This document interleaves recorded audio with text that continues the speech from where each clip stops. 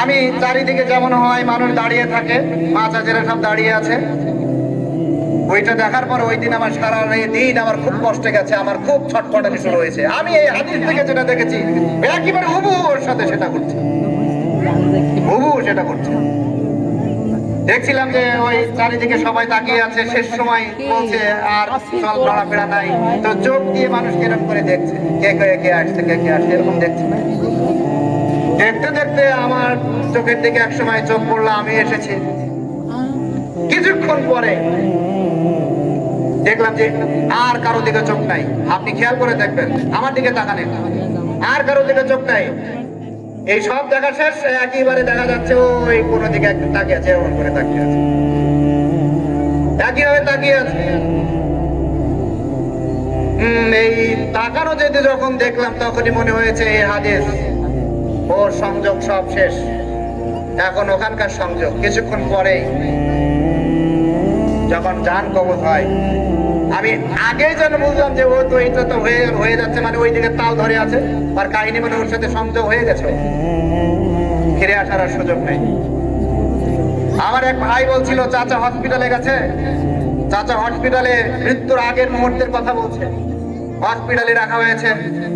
এবার বলছে আমার চাচা যখন শেষ সময়ের আগের কিছু মুহূর্তের বর্ণনা করছে, বলতে যে বলছে আমার কোলের ওপরেই ছিল তার মাথা, এই অবস্থায় বলছেন, এরকম করে বলছেন এই দিতে এসছে আমাকে। মানে এই কথা কি করে বললো? আমি তখন বললাম এই কথাই তো সেই কথা যেটা নবীজি বলেছেন, দিতে এসছে আমাকে, মানে ওই যে যেটা বলছিলাম উনি দেখতে পান, উনি দেখতে পেয়েছেন, নিতে আসছেন।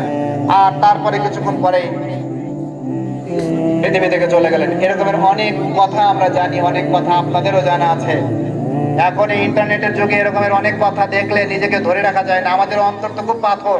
একটা ছেলে পানি জার আছে, এখানে পানি জার আছে, একটা ছেলে এরকম করে কেবল আসছে ওই জারের কাছে, মানে ও নিজেও জানে না মারা যাবে। এই বয়সের ছেলেটা, এই যে যারা ক্যামেরা ধরে আছেন, এই বয়সের ছেলেটা এরকম 1 বছর বড় হবে হয়তো, এসে ওখানে দাঁড়িয়েছে। একটু বিষয়টা কষ্ট নেবেন না, আমি শুধু অভিনয় করছি। মানে ওই কেমন করে মানুষের জান কবজ কেমন করে হয়, তার মুহূর্তের কথা বলতে যে এই কথাগুলো বলতে হচ্ছে। ও এরকম করে যাচ্ছে, ও আনমনে আছে, এই করতে করতে ওর মাথা এই দিকে করে, মানে ও যেন কি দেখছে এইদিকে এরকম করে করে গেল। আপনারা দেখবেন এগুলো মাঝে মাঝে বিভিন্ন ধরনের এই মানুষ ক্যামেরার বদলতে এগুলো দেখা যায়, এরকম করে করে গেল। ও দেখছে যে কেউ একটা আসছে, এই করতে করতে এই করে ঘুরতে ঘুরতে একসময় এইখানে কিছু দূর যাওয়ার পরে ওর হাত পা চেড়ামেড়া হয়ে এরকম করে করতে করতে কাঁপতে কাঁপতে যেমনটি হয় আর কি, সেভাবে পৃথিবী থেকে বিদায় নিল। প্রিয় হাজিরিন, এটা দেখার পরে মানুষ সুস্থ থাকে কি করে? আমার এই যুবক ভাইয়েরা এটা দেখার পরে তুমি সুস্থ থাকো কি করে? আমার মুরব্বী চাচারা এটা দেখার পরে দুনিয়া এত মহব্বত হয় কি করে? এই মানুষটা কিছুক্ষণ আগে আসলো, নিজেও জানতো না, একসময় গিয়ে যেন আসলো, ও দেখে ফেলেছে, ওই অবস্থায় চলে গেল। এরকম অনেক ঘটনা আপনি জানতে পারেন। আর এই ঘটনাগুলো প্রিয় নবীজি আজ থেকে 1400 বছর আগে বিশ্বনবী জনাবে মুহাম্মদ রাসূলুল্লাহ সাল্লাল্লাহু আলাইহি সাল্লাম বলেছেন, মানুষ মরার আগে ফেরেশতা দেখতে পায়। ও ফেরেশতা দেখতে পেয়েছিল, কিন্তু এই সময় কেন আসলো? ও তো ভাবতেই পারেনি এই সময় কেন আসলো। আমার এই যুবক ভাইরা, আমার এই মা, আমার চাচারা, আমার মামারা, আমার নানারা যারা আছেন, আমার এই নানার এলাকার মানুষেরা, আপনাদের কাছে আহ্বান জানাচ্ছি, আমাদের মৃত্যুটা যেন আল্লাহ রাব্বুল আলামিনের কাছে দোয়া করছি, আল্লাহ আপনি মানুষদের মধ্যে অন্তর্ভুক্ত আমাদের করে নিন। সকলে বলছে আল্লাহুম্মা আমিন। যত খারাপই আছে আজ থেকে তওবা করে নেই, যত খারাপই আছে আজ থেকে তওবা করে নেই। আল্লাহ, আমরা এখন থেকে আপনার কাছে নিজেকে সুপর্দ করছি। যত অন্যায় করেছি ভবিষ্যতে সেই অন্যায়গুলোর জন্য আমি অন্যায় করব না, আর অন্যায়গুলোর জন্য অনুতপ্ত হচ্ছে আল্লাহ। সুতরাং আপনি আমাদের ক্ষমা করে দেন। আমরা সকলেই বলি আল্লাহুম্মা আমিন। আমরা এই কথাগুলো মাঝে মাঝেই বলবো, আল্লাহ আমি যদি অন্যায় করে থাকি আপনি ক্ষমা করে দেন, আর আমি সামনে আপনাকে কথা দিচ্ছি আমি অন্যায় করব না, আপনি আমাকে সহায়তা করুন, তৌফিক দান করুন। এই কথাগুলো মাঝে মাঝে নিজের সাথে একটু বলা দরকার, নিজের সাথে রিফ্রেশ করা দরকার।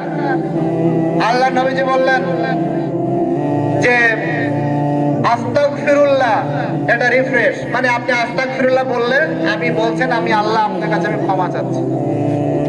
আপনি বললেন আল্লাহ আপনি আপনার কাছে ক্ষমা চাচ্ছি। আল্লাহ বললেন যে কুল্লু বানি বনি আদম খাত্তাউন ওয়া খায়রুল খাত্তাউন আত-তাওয়াবুন। প্রত্যেক বনি আদমী প্রত্যেক বনি আদমী হলো পাপী, সবথেকে উত্তম পাপী হলো সে যে মানুষটা তওবা করে বেশি বেশি। সুতরাং আমরা সকলে বলি আস্তাগফিরুল্লাহ, সকলে বলি আস্তাগফিরুল্লাহ, সকলে বলছে আস্তাগফিরুল্লাহ। কিছু আলফাজ শোনার জন্য বলি, কিছু আলফাজ আছে যেগুলো বললে আমাদের কিছু পরিবর্তন ঘটবে। আস্তাগফিরুল্লাহ বললে আল্লাহ গুনাহ মাফ করে দেবেন, আল্লাহ যেন ক্ষমা করে দেন। সকলে বলছে আল্লাহুম্মা আমিন।